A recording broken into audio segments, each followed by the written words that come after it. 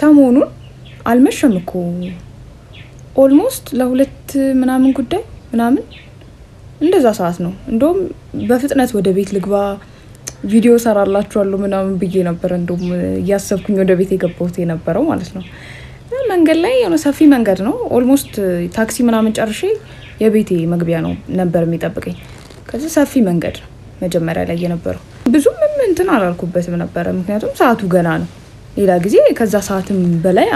ምናምን አምሽቼ ይገባለሁ ችግር የለውም ነበር ከዛ ሄድኩኝ ተራመድኩኝ ምናምን ነገር ብርሃኑ ማለት ነው መንገዱ ላይ ያለው ብርሃን ከኋላችን ነው የሚያበራው ለዛ ጥላ ወደ ፊት ለፊት ነው የሚታየው ገብቷችኋል ከዛ የሆነ ልጅ አለ ቀደም ብሎኝ እየተራመደ ያለ የሆነ ልጅ አለ ከዛ ዞር ብሎ ጥላዬን ሲያይ አይቼዋለሁ ጥላዬን አየው ምክንያቱም እኔ ትኩረቴ እሱ ላይ ነበር አየው በማታ ስትሄዱ ከፊት ለፊት ያለውን ሰው ኋላ ያለውን ሰው ቼክ ምናምን ታረጋው የለ እኔም ትኩረቴ እሱ ላይ አድርጌያለሁ አይቶታል ጥላዬን አይቼዋለሁ እንዳየው ማለት ነው ከዛ ካየው በኋላ ቀስ ማለት ጀመረ የሚታይ ማለት ነው ሲግኒፊካንት የሆነ ቀስ ማለት ሲጀምር ከዛ ተጠራጠርኩኝ ከዛ ብጠራጠርም ያው ዓለም በኔ ዙሪያ ብቻ ዞር ምናምን ብዬ ታውኩትና ሄድኩኝ ሄጄ ሰፊው መንገድን ጨርሼ እኔ የኔ ቤት መግቢያ ጋር ቀጭን መንገድ አለች ቀጭን ጠባብ ማለት ነው ባሳያችሁ በጣም ቀጭን ነው የምትሉት ቀጭን ናት በብዛትም እንትን የለውም መብራት የለውም አላወጡበት ቀጭን ናት መግቢያው ራሱ ጨለማ ናት ግን እንደ ሄድኩኝ እገባለሁ ወደ ቤት ከፍቶታል አይርቅም ብዙ ያንን ቀጭኑን መንገድ ጨርሼው ነው የምገባው እንደዚህ እንጂ ወደ ሌላ መንገድ አልወጣም ለዛም ነው የምገባበት ከዛ እኔ ወደ ቀጭኗ መንገድ እንደዚህ ሄጄ ወደዛ ነው የምገባው ወደ ቀጭኗ ልጁ የሚሄደው ወደ ፊት ለፊት ነው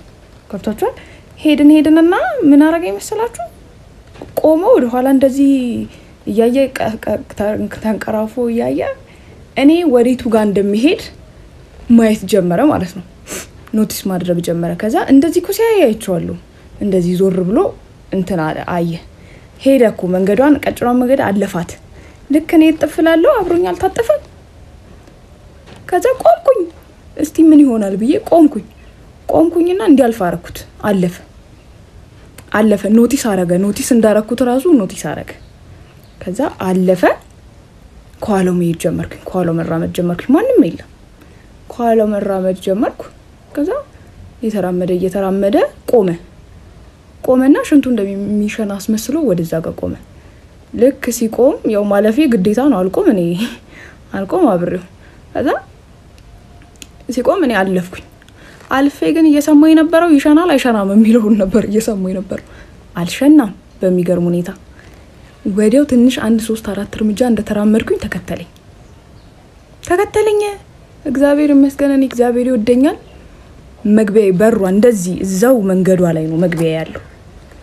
በሬን ከፍቼ ጥልቅ አላልኩም ከዛ አየሁትኝ ሳያው ዞሮ ወደኔ አይቶ ስቆ ምናምን ሄደ በፈጣሪ ማለት እንዴት ነው የምንኖረው ታዲያ አረ የሆነ ነገር ፈልጉልኝ ለኔ እንኳን ወጥቼ ምገባበት የሆነ ቴዘር ነገር ራስ ለመከላከል አውነቴን ነው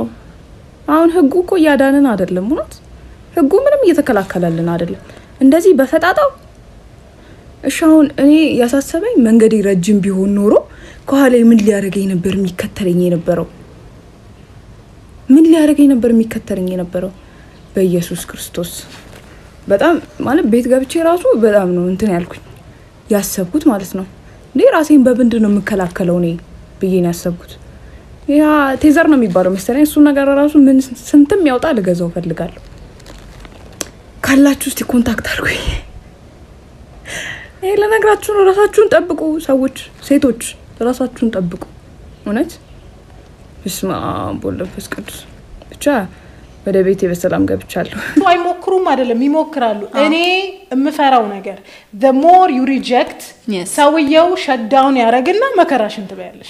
it's one of በጣም ብዙ ሪሌሽንሺፖች ሰፈር ያረጋሉ እሱንም ይክድ የለም the leading cause of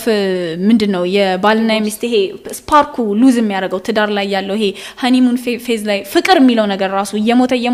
የሚሄደው ሲጀመር እሱን ታዩ ሴቶች እኮ regularly sex ካላደረግን ስሜታችን እኮ ይሞታል እስከ መጨረሻው በጣም ብዙ ነገር ነው ቴክ የሚያደርገው ድጋሚ እንትን እንትን ለማለት ለዛ አይደል እንዴ የወለዱ ሴቶች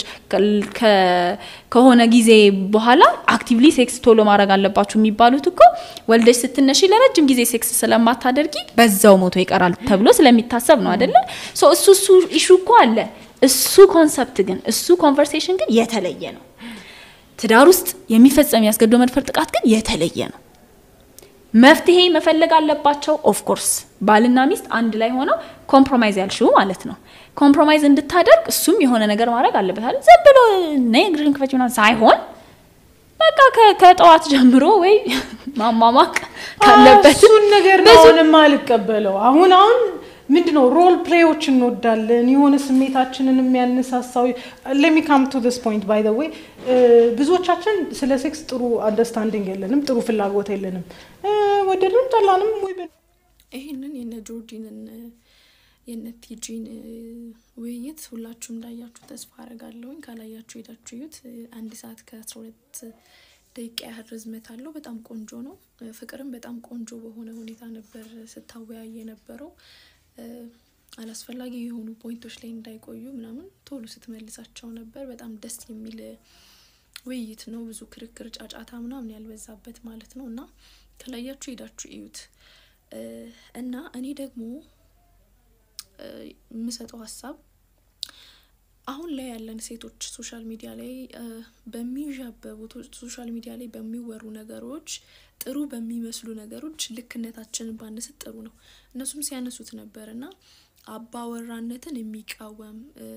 የባልን የበላይነት የሚቃወም ነገር ውስጥ ባንገባ ጥሩ ነው ምክንያቱም ለባል መገዛት ለእግዚአብሔር መታዘዝ እንደሆነ ማመን አለብን ሌላ አይነት ሰዎችን እየተቃወምን እየመሰለን የሆነ ሲስተም እየተቃወምን እየመሰለን ከእግዚአብሔር ባንጎል ጥሩ ነውና ይሄንን ማመን አለብን ምክንያቱም በጣም ብዙ የቲጂ ኮሜንቶች ላይ ብዙዎቻችሁ የሚሰጣት ኔጌቲቭ ነገር ነው ቲጂ ጋር ማለት ነው ግን ያው እሷን ለመረዳት ትንሽ ማስተዋል ይጠይቃል ብዬ አስባለሁ ነገሮችን ቆም ብለን ብናስብና ብንረጋጋ የተሻለ ነው ለማንኛውም ኢንተርቪውን እዩት ከዛ ደግሞ ከእግዚአብሔር ቃል አንፃር ደግሞ ሁሉንም ነገሮች ብናይ መልካም ነው ብዬ አስባለሁ